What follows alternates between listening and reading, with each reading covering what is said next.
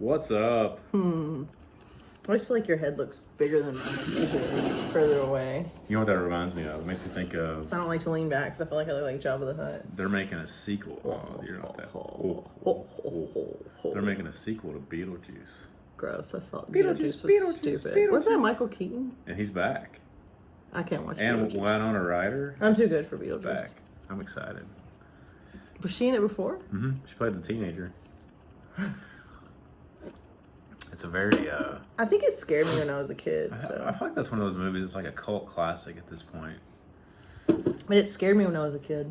Well, a lot of death. Like you go to purgatory or whatever, I guess. Was that it? It Like scared me. There's a lot of ghosts and death waiting. Wasn't there a cartoon and then there was like a regular one? They did make a cartoon after the movie though. Yeah, just like Ghostbusters. It all scared me. Ghostbusters had a cartoon. I thought it was all scary. Fun fact about Considering Ghostbusters. the horrors of my childhood, I'm surprised that scared me. But So Ghostbusters came out. It's true. neither here nor there. Ghostbusters came out in '84. So Ghostbusters didn't scare me. I was 5, but I didn't go because I was too scared to go see it. But my family went. Like you chose not to go? I chose not to go. I was too scared from the previews. As a 5-year-old? Yeah. Is this your earliest childhood memory? And I was thinking, like, I'm glad I didn't, because, like, if you think about it, like, the opening scene in the bookstore, or the library, The Slimer? was very scary. No, the ghost woman. And she, like, "Bleh." I'm surprised your, like, uber Christian parents were, like, even gonna go give their money to such Well, ghosts. we've learned a lot when we watch all those PG movies from that era. The They have PG's a lot not the of same. bad words in them. Yeah, and our kids Sure. know all the bad words. And they know what they mean, and they know not to say them. So it's not like it's a surprise when they hear them, but they chastise us. They're like, "Oh, did you know this was in here?" I always kind of joke, Parents?" like, and I'm like, cuss word. yes. Cuss word, kids. Home Alone has a few, which is funny, but then Home Alone has a lot of things that They love Home Alone, though. I love. Home Alone.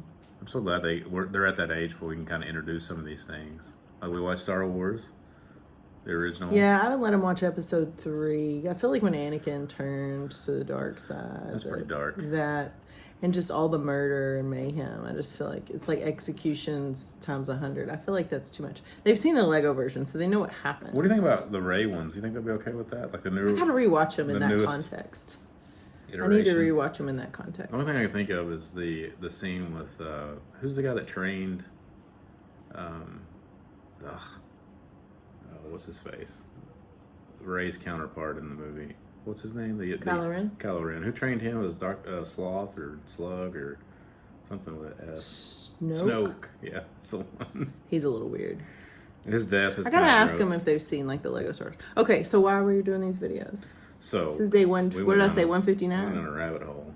So Just glad to see you happy about something. Today's Jeremy been- has had a lot of I've rage been today. very mad today. It's just like I feel so useless. We're just sitting here wasting time and money Yesterday, and did you effort. feel useless?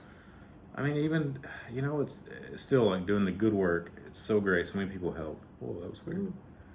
But we're still doing these things because they're being harassed from government entities. It's just annoying. But anyway, so this So is like day, if we were just doing it because Albert asked for it, it would have been a lot better than doing it. like if we were at because- home with our kids and we were done and he needed help, that would be a lot different. Yeah.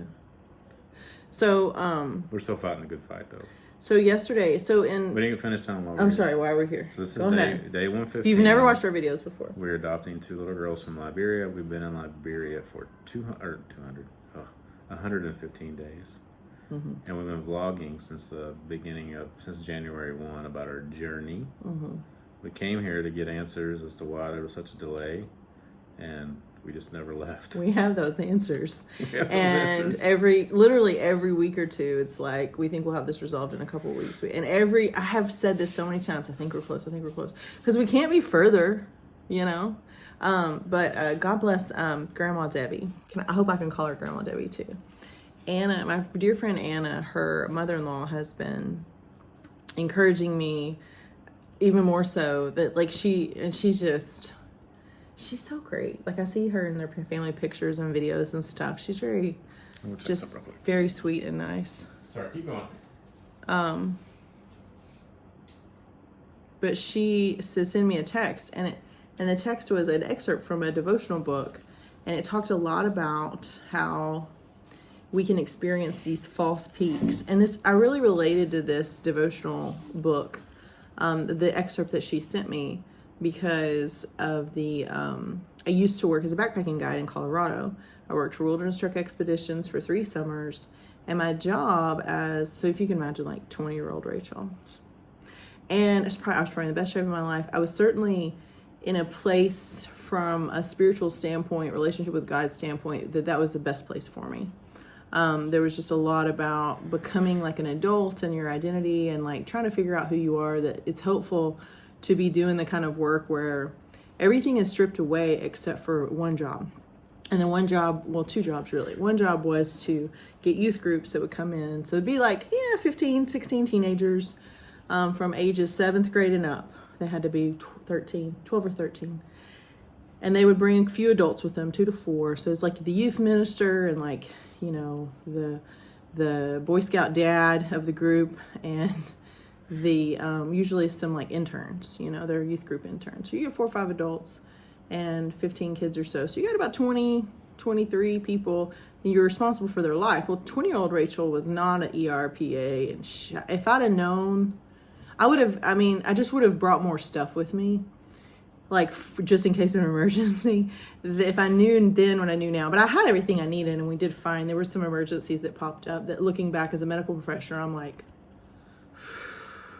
because it was a little dicey at times, but basically our job was to get a youth group on Sunday, and they would spend their first night in tents at our base camp, like where we still have running water and electricity. And then on Monday we would take them rappelling just off like a 200-foot cliff, and it was pretty exciting. And we would tie them in. It was pretty extensive.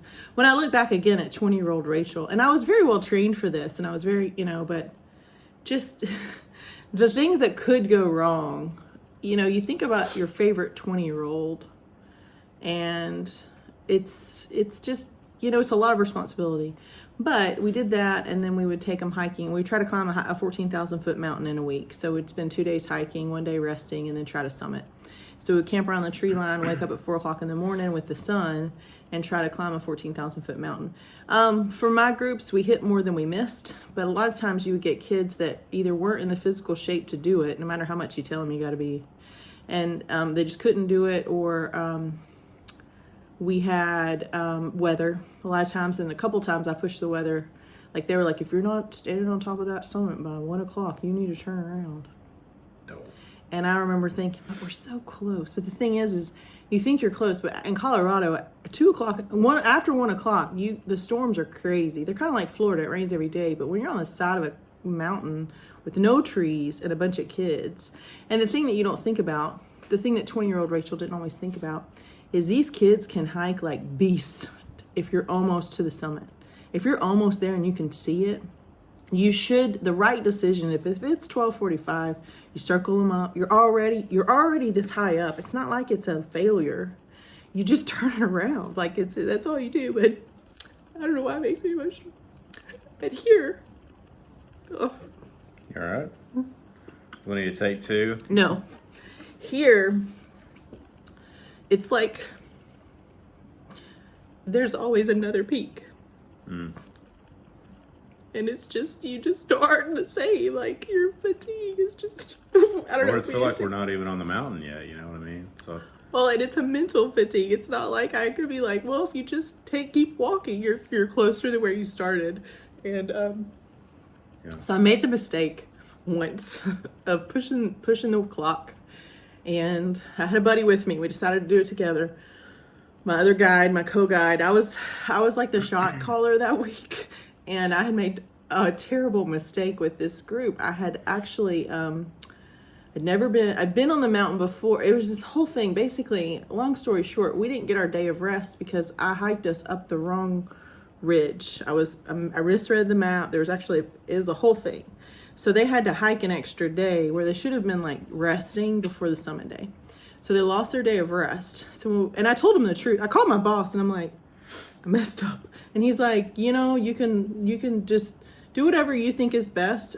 If you can be honest with them, or you can act like it's just part of the week and that their day of rest is just different. They don't know any different. Just do whatever you think you need to do so that they don't lose confidence in you.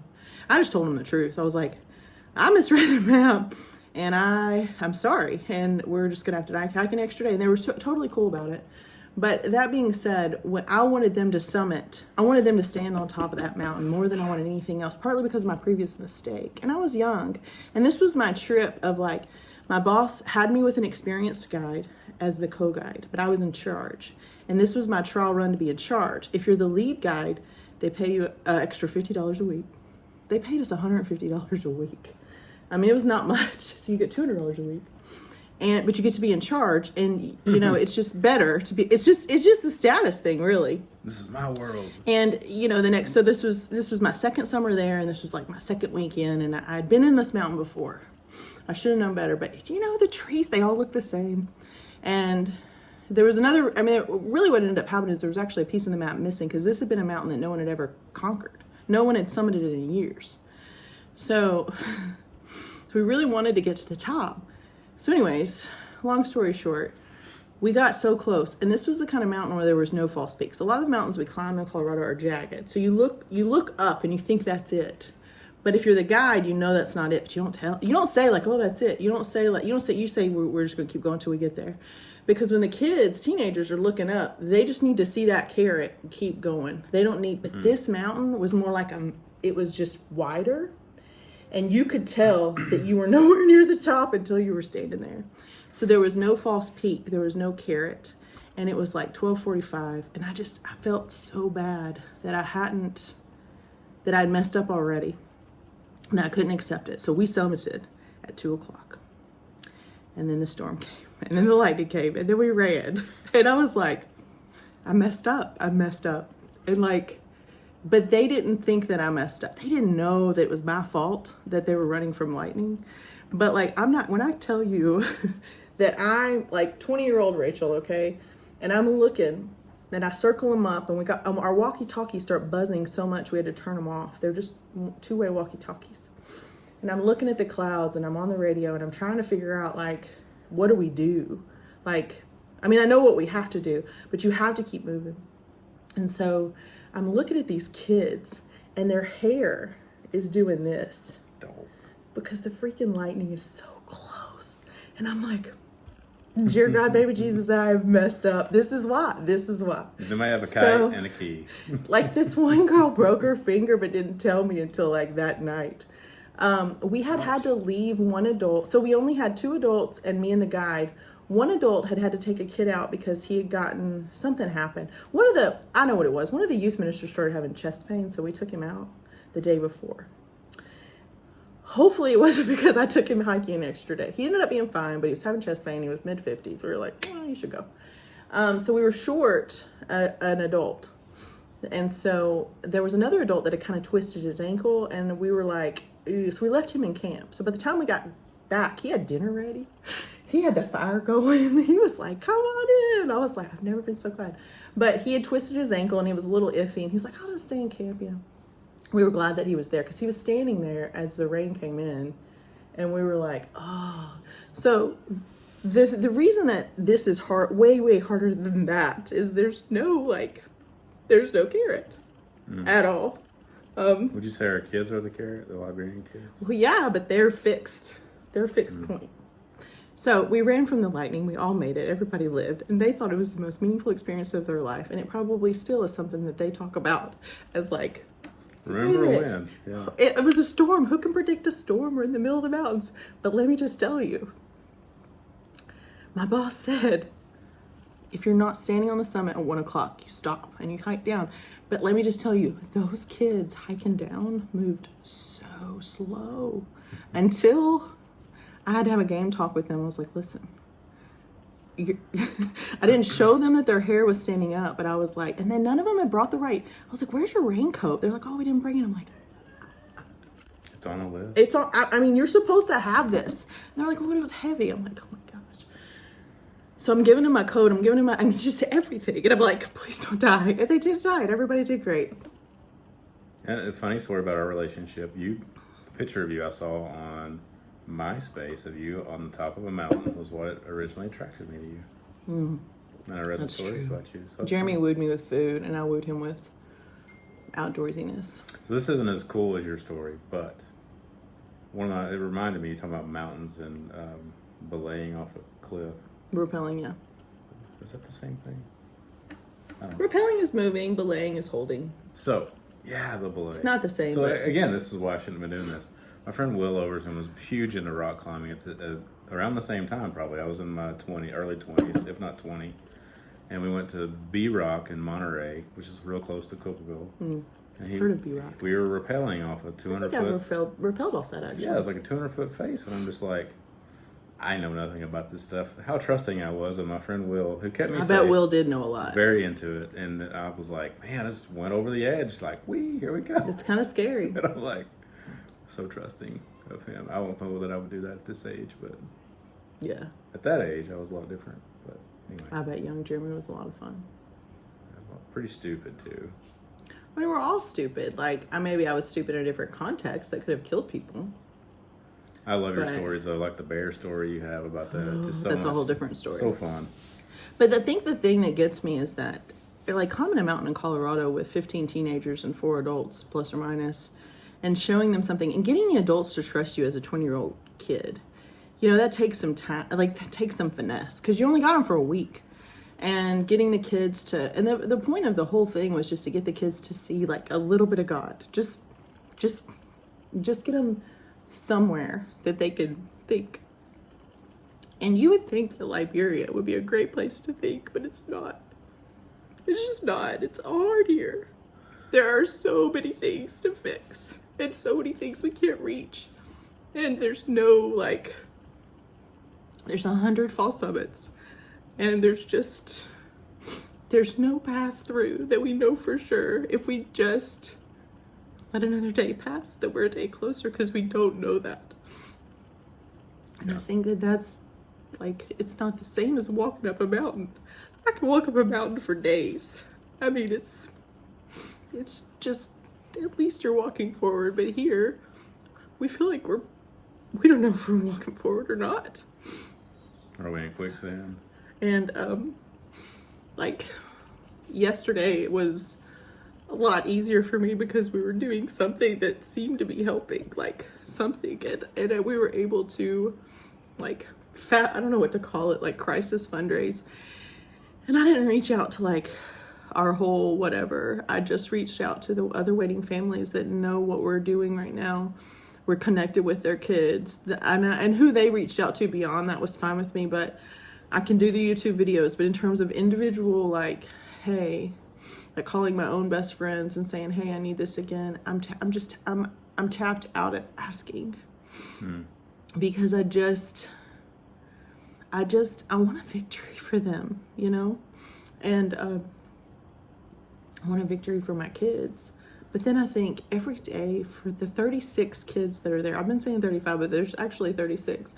And I looked at Albert at the China Mall and I was like, 36? Are you sure? I thought it was 35. And he's like, no, it's 36. He knows for sure. And I don't know why I even questioned him. I did, though. It's almost like when somebody questioned you about your hometown, he knows how many kids are on the census. He does. Yeah. He knows for sure. But, and he knows them all by name. He knows everything about them, But I was 36 kids. Every day that we pull up, we honk at the gate, the security guard comes to get us, the kids start chanting our kids' names to tell them that their parents are here, and they say, your parents are here, your parents are here, and then they do a dance. It's they say, their parents are here, their parents are here, and it's literally like a victory finish line for them, just that we came that day. And, they want to know, do you have any pictures from home? Do you have any pictures of their parents? Do you have any videos of their parents? Because I know them all, and I can't share pictures of the kids with their parents, but there's no rule against me showing the kids their future families that I know. And so I've enjoyed that a lot. I've enjoyed that more than, that moment of just being the person that rolls up with the promise of tomorrow. And every single time we go, it's like the celebration for them. So for them, every day, we're a false summit, so to speak, but they know what we are. We're a new summit every day that we show up. And we've had to cut it to twice a week instead of 3 times a week because of our own budget. But for them, news from America, news from their families, and news from who's coming is just it's like we're telling them about heaven. And it's a huge, like, I don't even know how to describe it. Like, it's a huge honor to stand in that. I mean, all the money in the world is nothing compared to just, do you know my parents? And I'm like, yeah, actually, I really know them well. Or I know their names. I'm getting to know them. And the 20 kids that look at me, they know I don't know their parents because they know that they don't have parents yet. But they're still like writing me letters to say, will you find me parents as good as you? And I mean, like, yeah, I definitely will. But that's complicated. So our agency sent out a mass email through Constant Contact to appeal to their entire database. Anyone that's ever given any money to Small World ever has gotten an email from him this week, and I reposted it on social media with their organization, and they've been doing a lot of good work for a long time. My first connection with them was two ways, actually. One was I was asked to go on a mission trip as a representative of our student body my senior year in high school to Romania, and I went with the late Jim Savely, and that was a life-changing trip, to say the least. And at that time, Romania was going through a lot of political conflicts as well. So I was front row seat to watching Jim Savely negotiate those conflicts and do his best to get the matched kids out, because their government had changed and adoption was not really on the table, but there were kids that were matched and halfway through. So he was doing everything he could. And I had a front row seat to that. So some of my work here, and just not work here, but just staying and offering humanitarian aid wherever we can, whether that be the orphanage, whether that be our friend Nelson and his orphanage and Sela's work there, or whether that be, you know, the employees here that we're providing jobs for them because we're here. And I mean, just all the things that we've been able to do to just shed a little bit of good and bring some resources where previously there wasn't. That is meaningful to me. The reason that I went with Jim Savely is because he made a humanitarian aid mission trip in 1997 so that he could offer humanitarian aid, and that was his ticket in the country. The reason for his trip was primarily humanitarian aid, but while he was there, he met with, we were only out of this, I was only gone from Tennessee for 10 days. So, 2 days of travel both ways to get to Romania. So, and one day we rode 8 hours on a train. So that's a long 6 time. days, yeah, it's a short trip though for meetings. And then 6 business days, he met with multiple people in suits, multiple government. We were just tagging along. He's like, oh, bro, we're on a mission trip. We're helping the orphans. We're helping the orphanages. We're sponsoring children. These are my students that I brought from America to help with this effort. And you know, we took the tours and we kissed the babies and all of that, but he did some behind the scenes miracles because he got all of those kids out. But it was like this, like, just a mess before that. So, like I am today, I'm a mess. So I know it can be done. Eastern Europe is not near as friendly as Liberia. And I don't know if any of the Liberian government officials ever get wind of any of our videos or any of our blogs or messages or anything like that, Facebook posts. I don't know if they'll ever get it, but I do know that there's a lot of good people here that need a chance to give their kids the chance to survive so that they can go on and be something else other than someone that's just letting their kid, like, that can't stop their kids from starving to death. And I don't know, it's an overwhelming thing today. So even though Grandma Debbie has helped inspire a lot of my tears, the false peak and the iceberg of anger that follows every time you stand on a false peak and realize you have so much further to go is real. And the fine-tuning that God has done to me as a person during this era of surrender has been difficult to endure it's something we signed up for, and it's something we were willing to do, and it's something that I'm not just willing to do it because at the end I think I'm going to get 2 more kids. I'm willing to do it because I want to do the best I can to represent the friendship that Jesus offers through the cross.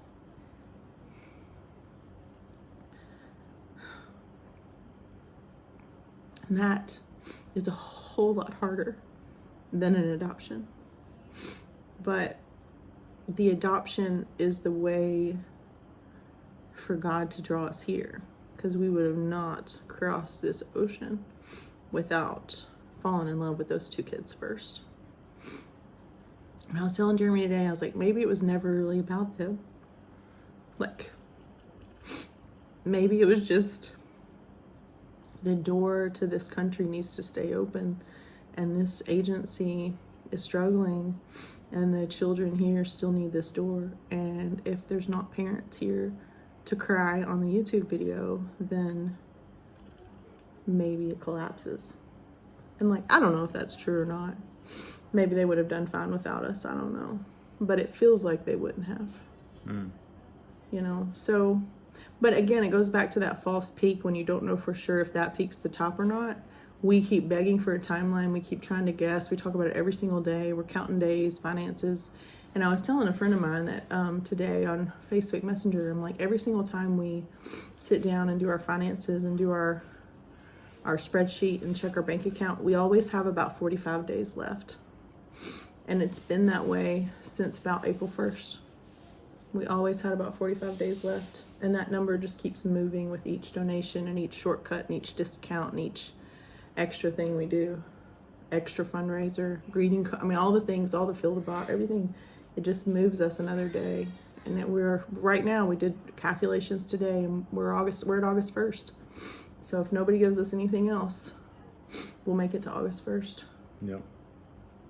But if God is asking us to stay longer, then we'll probably get another slew of donations like we did in the last 2 weeks, and we will stay. Yes. So, I'm sorry, I'm so weepy. I know, I didn't expect this. I didn't either. Pull it together, lady. I didn't either.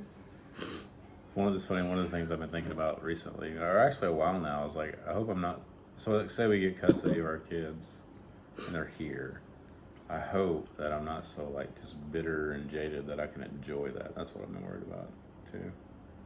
You know, when they're actually here. I think that was the case with our fosters, though. Our foster kids had such a scary, dark plight, and they ended up leaving us. And I kind of always knew that they would leave, but I found that was such a dark entity, and the things that they had been through were so hard. There were days with them that were so hard, but then there were other days that were so easy. And it because they were such great kids, it was easy to set aside the anger and frustration with the government and with the lack of resources and misplaced resources or the justice that's not being served. It was as soon as they got home from school, it was like, you know, it was just easy. Now, they were not always easy. Our other kids looked like angels. I mean, I feel like you change your standards. So I don't think we're going to be bitter.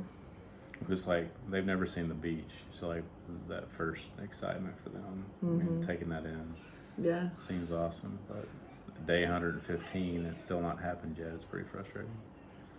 Yeah. Well, and I don't know. It's one of those things that when the suspension is lifted, we'll be taking more risks. So we'll take them we'll get custody of them as soon as we can, but then we'll run that risk of having to return them to the orphanage if the U.S. government does not allow us to immigrate. Yep. So we're risking a goodbye. And the U.S. government historically takes a year to resolve those issues. If the embassy does not approve you immediately, U.S. government takes a year and sometimes more than that to allow children to come home. As the Haylofts got approved, almost exactly a year. It's been 10 months. And she lived here she stayed a long time. I think it was 10 weeks she stayed. Oh, it was like 3 months. Totally. Maybe. It's remember that sounding out for some reason. Like it was a long time. Yeah. I mean, I don't think it was 3 months after her husband and kids had to go back, but.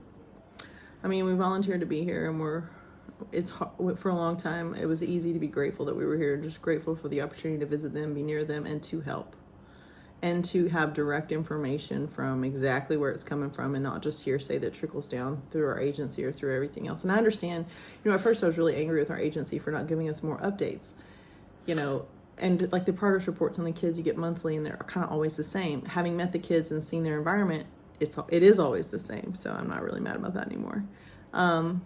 But I do think things like their favorite color and their favorite food, and like, there's an unmatched sibling pair that really wants to live in Tennessee, that also the oldest one, she's so funny. She wants to get ice cream as soon as she gets to America, and she wants 2 scoops different flavors. She doesn't know what flavor she wants, but she wants 2 scoops different flavors of ice cream in America. I don't know why. This is her obsession. She asks me about it a lot. But she also needs just a family, and she wants one in Tennessee because she has a friend that lives in Tennessee already, and that's what she wants. But all of that being said, like, those tidbits of information, and then being here, I understand why our agency doesn't share a lot of information that they get, because a lot of it's unreliable. You hear one thing from one person that has the authority to speak the truth, and then you hear a different thing from someone else, and then you go back to that person and say, hey, but you said this, and they're like, oh, I'm sorry, I was wrong because of the XYZ. There's always the passing of the buck, and no one takes responsibility. Our attorney seems to be taking responsibility, though. My man. He's a diamond in the rough, I think. Hope he doesn't disappoint. He hasn't so far. Even if he doesn't do anything right, he has given me honest answers, and he has taken action. And he has gone down to the Ministry of Gender and channeled his inner Rachel, I think. I want him to channel his inner Johnny Cochran. Told you I saw him walk crossing the street in a suit, and I was like, I hadn't met him yet. I was like, I bet that's him. And I saw him. I was like, when I officially met him. You don't have to wear a suit in Liberia. And I was like, my man is suited up, looking good, ready to kick some legal butt. Yeah, and willing to meet with you, willing to sit down. Yeah. If we have any more sit downs with him, we need to do it with Emmanuel with us. Jeremy says he talks fast. Very fast. And I don't know, like Emmanuel and Emmanuel, that's our driver, we're a job for him, but he treats us like family. He looks out for us. Look, when you tell him the good news, he got so excited for us. He was. He keeps telling me, like, I was so frustrated when we left the MOG. I was ready to explode, and he could tell. And I'm like, I was just ready to throw things I got in there, because I'm just so mad that they won't just tell me the truth and take responsibility for the fact that their agency has caused this drama. Yep. Whether it's out of fear, whether it's out of concern for their future, whether it's somebody else's mess they're cleaning up, I don't care. I want someone to look at it and say, you know what? I didn't make the mess, but I'm going to clean it up, and here's how. And that's what needs to happen. But I was so frustrated, but he was like, it's going to be okay. And Jeremy was like, but it's costing us a fortune. And he still, even when Jeremy and I were like, but it's so expensive and it's taken so long, he looked back right at both of us. Our driver, Emmanuel, did, and said, God will make a way. It's going to be fine. It's going to be fine. It's going to be fine. And it wasn't like a passive thing, like, oh, it's just going to be fine. Just relax. It's fine. It wasn't like, this is Liberia. It was like this statement of truth. It's going to be fine. God will make a way. And it was with conviction that he said that. And I've noticed about Emmanuel too, this is just kind of like a side note. Emmanuel's like 42, I think, 43. He's around our age. He has kids he has a 5-year-old, and he has kids that are about to finish high school. They're all spread out. I thought he had a wallet, but I noticed he doesn't have a wallet. It's a Bible. It's a little New Testament Bible that I guarantee you he reads. And he goes and sits with the security guard kind of around the front of the orphanage building when we get there. And he says he lectures with him. Mm-hmm. And he calls him Jackson, so that must be his other name, because we call him Augustine, but I think Jackson might be his And Augustine's like, he's half our age. Augustine's half our age, but he says he lectures, which means discussion. It's not like a teaching lecture, but they discuss things. Because Nelson used to say he likes to lecture with me in the car. We drive around, we lecture, talking about heated issues. But I guarantee you that Bible is in his pocket when he talks to him, and he probably uses it. And so people like that are here in Liberia, that are leaders here, that are catering to my frustrations and my anger and my lack of productivity, as American would standardize it. It's nice to have that consistent thing. So if you guys come to Liberia and you need a driver and you got a big family, Nelson and Emmanuel will hook you up. For sure. I mean, he'll be sad when we go. I hope we can bring some more business to him. I mean, I would say I'll be sad when I go. I'll miss these, I will miss Emmanuel. I'll miss these folks that we've made friends with, for sure. Yeah. So we never can figure out why sometimes our videos get more views and sometimes they get less, but We try to not make them too long, but it seems like the long ones get more views. So it's probably you guys coming back and forth, not being able to finish it. I don't know. Thank you to those that are watching our videos and are continuing to encourage us and support us. Yes. And are helping us step out on faith and continue to surrender our lives, our family, our resources, the spirit of our personalities and our physical bodies. Like, we don't exercise anymore. It's hard to do any of that in this little 800, 700 square foot thing that we have. The encouragement that you've said, we appreciate it. Appreciate your money, appreciate your time, appreciate your attention, appreciate you checking on us. Yep. Appreciate you telling us to just keep going. Like, I've never been incarcerated, but it almost feels like... It's voluntary incarceration. Yeah. I mean, more like, what is it when you get on parole or on bail and you get to go home? What's that called? Like, released? Well, sometimes people they have to be... Paroled at their house, though, with an ankle bracelet. Oh, house arrest? House arrest, yeah. Oh, yeah. Feels like that, thank you. So, even though we do go on a walk about twice a week, but still... Oh, should we talk about maybe not the individual at the beach today?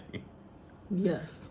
So there was a gentleman at the beach that we felt like was under the influence of some kind of... He was definitely high on some kind of narcotic. But he was like... He did not respond to my face or voice, and I was like, you need to go. He was like jumping in the ocean first, and then... It was kind of like sunset-ish. It was a little bit getting dark. The waves are pretty nasty. Yeah, but we're sitting in the restaurant in a covered area, and the girls are playing on the beach. But the girls are like building teepees and doing all this stuff in the sand. So occasionally they will send my 8-year-old. I've noticed my 10-year-old never goes, but she sends my 8-year-old to where the waves are washing on the shore, and she gathers water and wet sand and brings it back like a little gopher. And my 11-year-old won't get anywhere near it because she's like, I don't want to get in the ocean right now. She could swim, but it's just loud and she don't want to mess with it. But this guy, higher than a kite, was like running up and down the beach. We saw him, he was in the waves, and I was like, he's going to drown. At first, he's small. He looked like a kid. So, but he was like waving, and he was doing that. I'll try to get your at attention. my kids. And then, so my daughter, my 8-year-old really wanted to get this water. I was like, this is going to be our last trip to get water. And the security guard was standing like near us. But I was like, and I didn't think this guy would mess with me. Well, he was talking to me and hissing and kissing at Lexi, making all these noises. And I looked at him and I was like, you need to go. You need to get out of here. You don't belong here. You're going to drown. And I turned around. Well, Lexi, she's running out of the ocean and her shoe falls off. Well, I could have easily grabbed her shoe. He dove over it like it was a fumbled football and held onto it and then went underwater and then kind of swam away a little bit. And I was like, I need my daughter's shoe. And he ignored me, and he kept making kissing noises at her like she was going to be the one that had to come get it from him. And so I just turned around and walked, and Lexi was like, what about my shoe? What about my shoe? And I'm like, Daddy will get it. So Jeremy's walking towards us as he watches this interaction, judging me for letting her get water to begin with. But it was the last round to get water, and then we were going to say goodbye. I had no idea that, number one, her shoe was going to fall off, and number two, that he was going to approach me. Most of the Liberians are kind of intimidated by, even the ones like the younger boys that are kind of look at our girls when they walk by. I mean, they do look out of place, I get that. But usually they'll look at us, and then they'll immediately look forward. They're usually pretty intimidated, but this guy was not intimidated by my stern side. So go ahead, you can tell the rest. No, it's okay. And then he started shaking the shoe back and forth and was mumbling. When you walk down with the security guard, so you're all three there. Right, and I'm like face to face with this guy, and I literally just rip it out of his hand and give me my shoe back. And then I'm like, so he was holding it out and then moving it. Yeah. And Jeremy, I didn't see this because I was doing my walk away. And I'm just like, dude. In my kimono. And then I just turned around and walked away. I was enough of this guy. And then he ran away from the security guard, and then he lay down on the beach and pretended like he was asleep. So eventually Eventually the security guard ran him off. The security guard went and got his rain boots. Because I don't think he wanted his tennis shoes to get wet messing with this guy. If he cuffed him, he was going to end up having to drag him off. He had handcuffs out ready to escort him off the property. Intervene. But he ran away. So the girls were coming and eating French fries. But it's good. If you stay at the KNZ, there's some security there, but not quite as much. And there's no restaurant to go chill where you can just sit at the restaurant. We ordered some appetizers, some hummus dip and some French fries for the girls. And then they can just play and run around. It's a good place for that. But the other places like AMCView, KNZ, some of these others, it's not, you really can't go down there after sunset, which you may not want to. But you can't have that relaxed where you're listening to a little music. Sometimes they have live music. Sometimes it's just playing in the background. The waitressing staff is fantastic. They're always very attentive. Get you whatever you want. And this is the first encounter like that, like so close. I think it went well though, considering we've seen people under the influence like on the street as we drive, but like never like one-on-one like that. But it was handled well, I think. Well, the security guards are pretty like they're on top of it. They're on top of it, but they're non-confrontational. They just kind of want to contain. But he went and got his rain boots, and his buddy was watching. I think they were kind of changing shifts too. I feel like Ross, and I was like... And Opa, our friend Emmanuel that drives us around, his brother works here. Opa came out, and he was standing there like... I didn't see him. He was standing there. He's in a dark shirt, because he sometimes will be in the bar. He was standing out there. It reminds me of the Friends... While the security guard got his rain boots. It reminds me of the Friends episode with Ross and his rage with you eating my sandwich. I had a pill bottle. This is not good for my rage. Yeah, Jeremy was already so mad and so frustrated. I was like, I'm going to take it out on this really, really inebriated kid. It's probably not a good idea. No. And that's what's sad is he's a teenager that has nowhere to go. He had shorts on, no shoes, no shirt, nothing in his pockets probably. And he's literally like higher than a kite laying on the beach. Yeah. And he probably has nowhere to go. And the waitress even walked down when the security guard went to get his rain boots and his jacket, which I can understand him not wanting to get his tennis shoes wet. Dealing with this guy. Yeah. By that time, he kind of started to move along. She went down there and she kind of got onto him and was like, "You're spoiling yourself, which means you're ruining your life." Yeah, I could have said like, "Why are you embarrassing me?" And that's another word for like harassment. If somebody's harassing you, they'll say embarrassed. Yeah, they're embarrassing you. But I feel like the Tropicana staff is very attentive of us. They like us. They hurt their hearts go out to us because they know why we're here. They take good care of us, and we do the same. Yep. You feel okay? Sorry, I cried. You didn't answer my question. Are you okay? Mm-hmm. Do you need a big hug after this? I'm fine.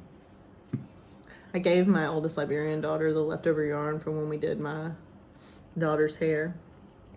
Let's see what she comes up with, because she really wanted string. She's gonna make a tablecloth. She can crochet. Like she was making it. She said it could have been for a dollhouse too, but it was a table. I was like, "What are you making?" She was like, "A tablecloth," and I'm like, "You have 6 feet of yarn, and most of it's already being used." So I'm excited she can already do that. That's fun. She was fast too. Maybe she can help me do our oldest child's hair.